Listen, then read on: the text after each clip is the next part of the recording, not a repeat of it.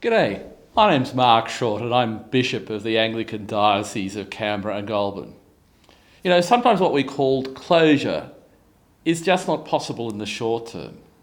Perfect justice is ultimately vital, but not always immediately achievable. That's the point of a story that Jesus tells in Matthew chapter 13. It concerns a farmer who goes out into the field to sow wheat. Not long afterwards, though, an enemy comes and in amongst the wheat sows weeds, and both begin to grow. The thing is, though, in the early stages of their life, the wheat and the weeds look very similar. So much so, in fact, that if you were to go into the field and try and pluck out the weeds, you'd probably end up pulling out a handful of perfectly good wheat as well. It's only when both grow to maturity and it's harvest time that you're able to tell them apart so that the wheat can go into the barn and the weeds can be thrown away to be burned.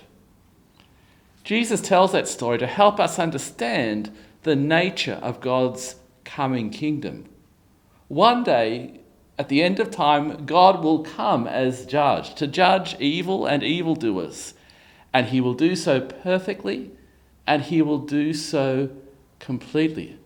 The thing is, we rightly and understandably want justice now. That reflects the heart of God. But if we try and achieve or impose perfect justice through our own efforts, we can end up doing as much damage as good. We can end up imposing on others what God wants them to freely choose. We can end up thinking that we are the ones who are to be served, rather than recognise that it's God who calls all to account.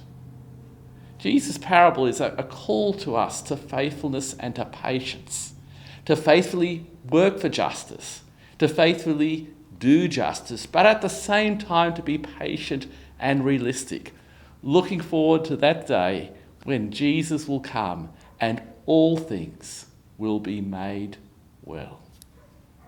Amen.